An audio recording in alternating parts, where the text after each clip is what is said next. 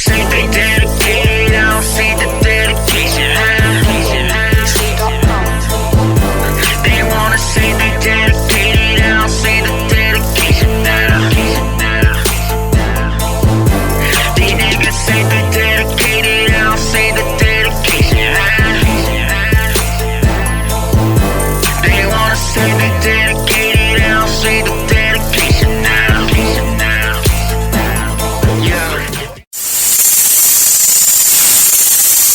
Good morning, good afternoon, good evening.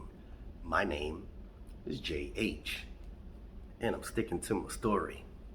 Before we start, if you have anything that you can possibly need and you're working for the post office, check out the links in the video description. Everything is there. Do your homework. No, I did your homework. All you gotta do is just check it out for yourself. Follow through. We're going through some situations at my plant. We're going through some situations at my brother-in-law's plant. And I wanted to really give everybody some type of know-how when you're dealing with, I don't want to be selective about this, so we're just gonna cut the chase. When you're dealing with bad management, or a manager that's a bully, or a manager that is a threat, or a manager that sucks the air out of the room when you walk in and you feel as if there is no win, what do? Step number one, I had to really meticulously deal with this, so yeah, these are my notes. I write a lot of notes, but this will guarantee you fulfilling your duties on your end, because I'm reading some comments on one of my last videos, and these people are going back and forth and how to file EEOs or how to file grievances. But let me be clear on what we need to do. Step one, acknowledge that there is a problem at work, but it is a problem that you can overcome. Sometimes employees feel helpless, intimidated, humiliated, and infuriated. That somewhat rhymed. But there is a way to overcome this and counteract bad management's actions. You have to keep that in your head. Yes, there is a problem, you've acknowledged it, but there is many methods to counteract that. Step number two, do not engage. This is important because I fall guilty of this as well. Do not engage in any of their actions or antics, the foolery. Do not get involved in arguments, screaming matches, or discussions that you know you cannot win because they set in their ways. More than likely, it's a trap for you. It's somewhat of a taunt, antagonizing the employee. I'm telling you, I got some stuff going on in my place, and I'm like, woo! That's my Ric Flair. Woo! They do it because they want you to get involved in a game that only they can win. There is the saying, I don't know if you've heard it before, do not wrestle with a pig because the pig loves to get dirty. You're not gonna win. You ain't gonna win. So why engage in foolery with those managers? I had to learn how to do this. People see me now, they're like, man, he's real quiet, he's cool. I shut the people out. But that's step number two. These are the important steps coming up. Step number three, gather a record of specific facts, events, and witnesses and documents. Means you got to go home and start writing stuff down. I write stuff down. I start, and I always got my pen and paper handy, always, because I write notes to myself. You need to be very specific and graphic so that this can illustrate any form of bullying, antagonism that you may be experiencing.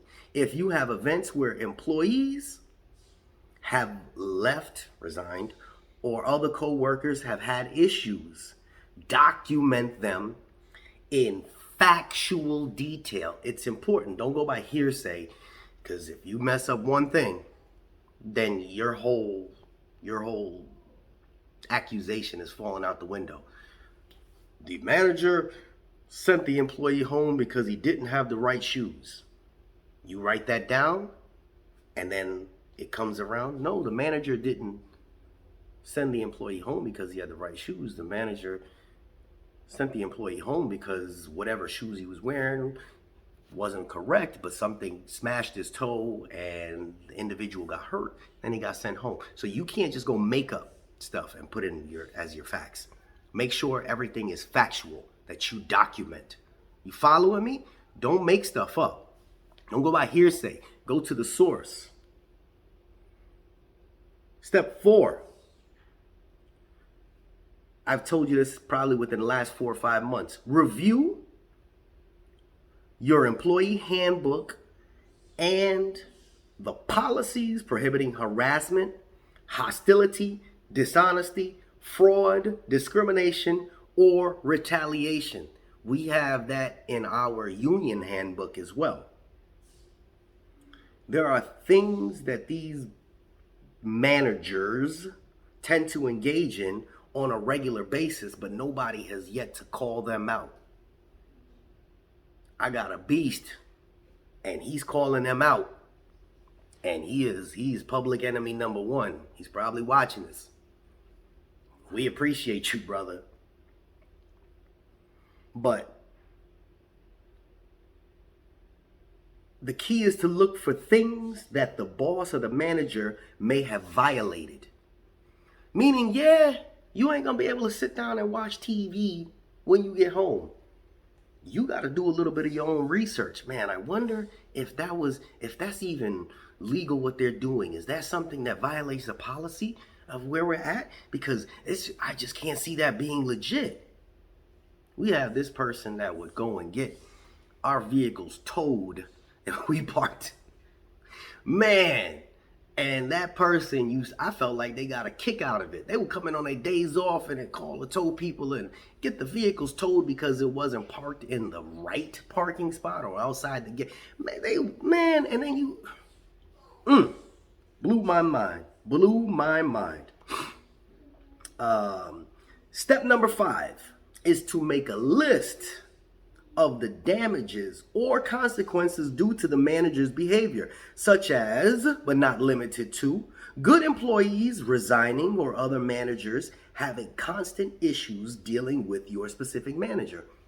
You got a good employee that came in, person's a grinder, they working hard, and they just couldn't put up with the foolery that your manager did. Now, a manager that requests you to do more work is not the same as a manager that belittles you while you're doing it. Man, you need to get back here. I don't know why you slow. You need to blah, blah, blah, and get back on the road. Stuff like that. Remember, these people are supposed to talk to you like human beings. I don't care what position they got. They speak to you like human beings. They don't speak to you like human beings. Whoa, buddy.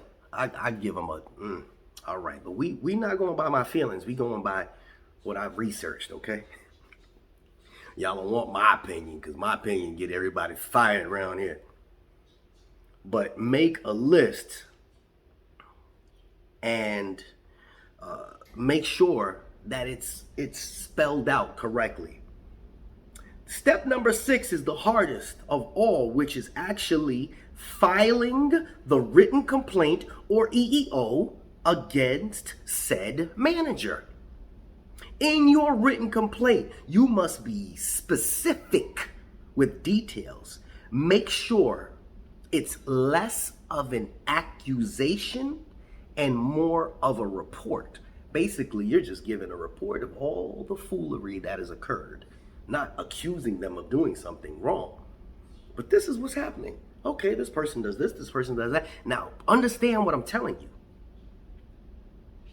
Do not make things up in order to try to get your point across. Don't be making stuff up because your case will just fall through.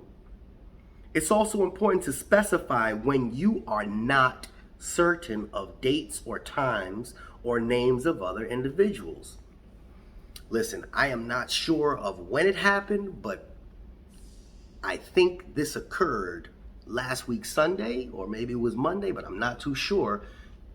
Such and such, such and such. But if you specify this happened last Sunday and blah blah blah blah blah blah, and that individual didn't work Sunday, your thing gets pushed right by the wayside. Make sure you are factual. Don't make stuff up.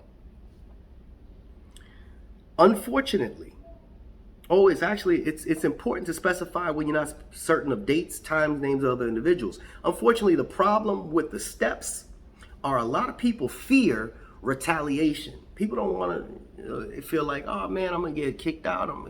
People going to dog me, so on and so forth. That should never be your fear. The key to combat this situation of retaliation is that your first complaint or EEO be sent anonymously. Now, you have just basically started a very small fire. Okay? Anonymously. Now, I can't see because I ain't got my glasses on. Do not include your name. Also, be certain not to mention anything that would identify yourself specifically. I mean, like, oh yeah, and then, when blah, blah, blah came into work this day, they, pulled him into the office and gave him a stern talking to about blah, blah, blah. No. Because if you're specifying things that happen to you only, or only things that you would know, well, you gave yourself away. That's not anonymous. Add yourself in the witness.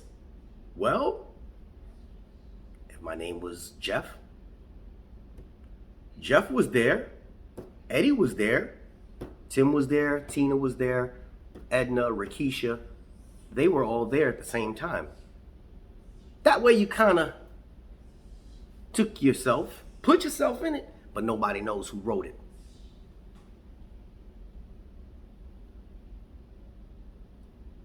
Type your first EEO or complaint. Type it. Why? Because my handwriting sucks. Everybody knows what my handwriting look like. They'll figure out you sign all these documents. All they got to do is just open up your file. They'll figure out it's you. Type your first EEO or complaint. That way you're not tied to it. And most importantly, when you mail it, do not mail it from your house. Mail it from your job. That way you're not tied to it directly. Working at the post office, drop it off at the post office with a postal address on it. That way, later on, human resources or somebody pulls you in and asks you if you wrote it, you can honestly say no, because you didn't write it, you typed it. If you have a family member or a good friend that mails it for you, you can say no as well. In this case, you're being honest to an imprecise question. In your written complaint, you have to note any harassment, incidents of hostility, any fear of retaliation, and most importantly, you have to ask for disciplinary actions to be taken place against the supervisor or manager. All of it means nothing if there is no outcome from it. Now, will there be something that happens initially? No. But enough paper being filed against a specific individual, the fire gets from smaller, bigger, bigger, bigger, bigger. Somebody has to look into it. Somebody has to look into it. There's an individual that's in a higher position, and this individual tends to hit on women all the time, all the new ones that come in. And I laugh about it because the dude is a clown. But people have tried to talk to me about it. And I'm like, hey man, file something on it, file something on it. I don't want to get switched from my shift to another shift. That's retaliation. I don't want them to give me days off. That's retaliation.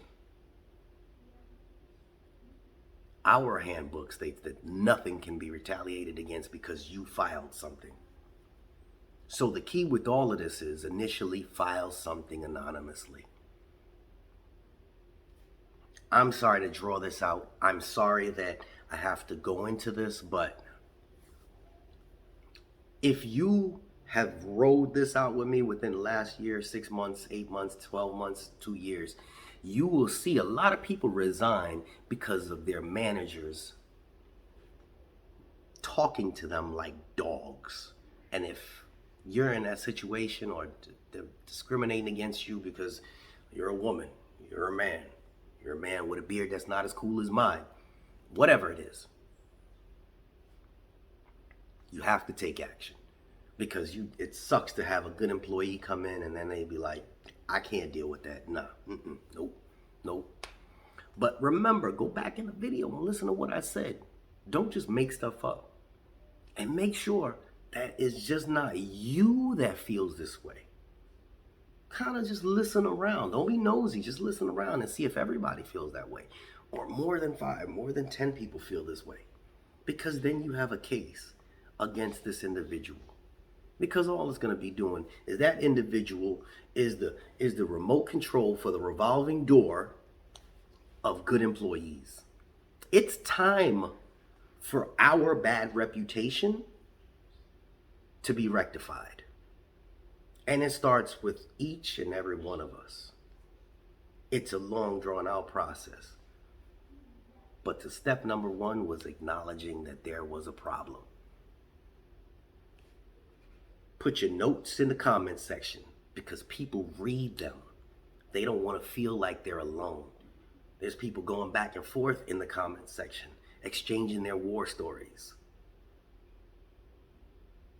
Work together. We're brothers and sisters throughout this whole union in the postal world. Work together. We have to come up with a solution.